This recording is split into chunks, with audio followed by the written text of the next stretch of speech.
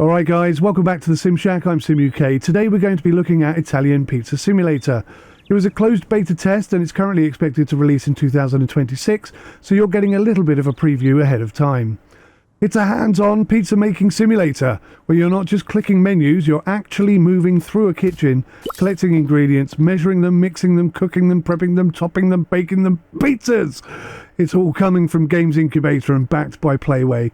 It's a single-player game. Unfortunately, I wish it had co-op, because this style of game would be perfect with a friend. First thing I'll say is the game actually behaved properly on my setup. Language was set to English, graphics were on the highest, and it played on 4K without messing my display or my recording like I've seen with so many other releases lately.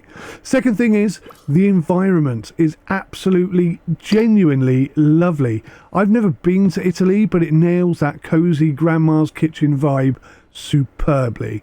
And it's packed with interactable details I honestly wanted to explore before I even cooked anything. It's such a lovely environment to play in. So the tutorial walks you through first making tomato sauce, by which requires you to open up recipes, pin the recipes, go grab the ingredients, and here's the first big win. Pinning recipes to containers. It's brilliant, because when you pour, it'll automatically stop at the required amount.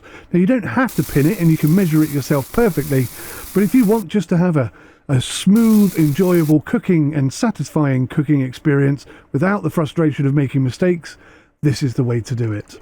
You also get this detailed breakdown of what's in the pot, how salty it is, how herby it is, how much oil, vegetable content, etc.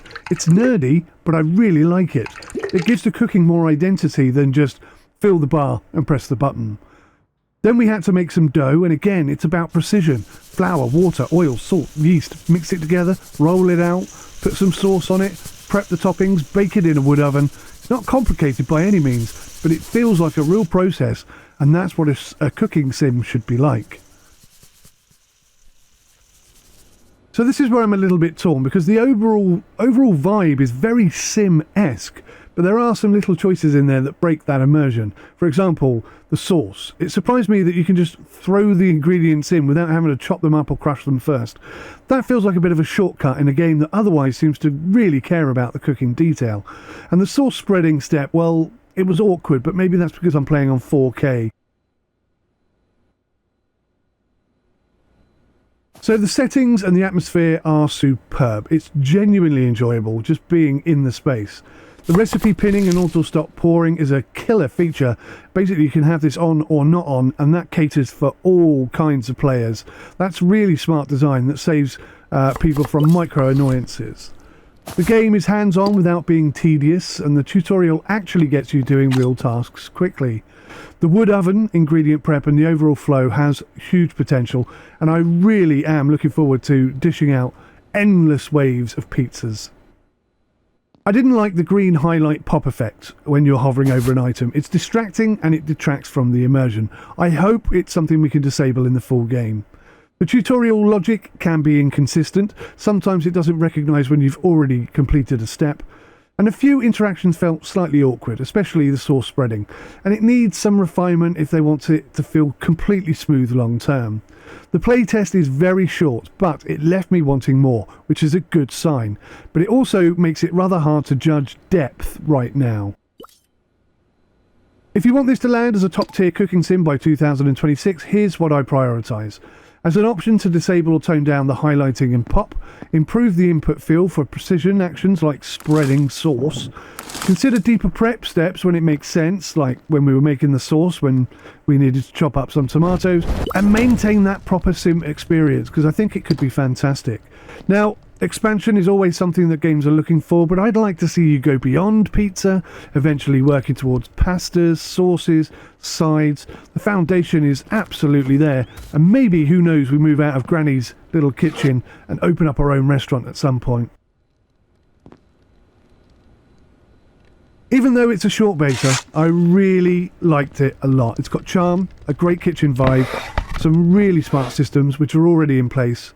And but for a little bit of polish, the interactions and the expanded content will be enough to make this one hell of a game. This could be one of those cooking sims that you lose hours in without even realising it.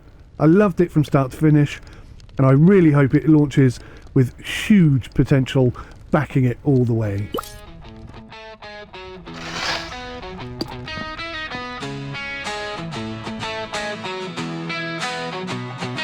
Yo, listen up, we're here to explain. At SimUK Reviews, we don't play games. Reality simulated, it's real, not fake. In a world of illusions, we're the real estate.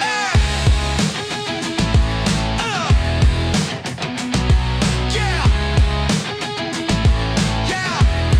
Yo, step to the mic, let me break it down clear. We keep it 100, that's why we're here. Fact-based honesty, no room for the fluff. In a sea of fake reviews, we call out the bluff. Electric guitar, bassline pumping the beat. We're critiquing the best, don't accept defeat. Every line informed, from the joy to the pain. Bringing true insight, that's how we game. Here at SimUK, we don't play games. Simulated reality, we're paving the names. Those in the know, they trust what we see. With reviews, you can count consumer loyalty.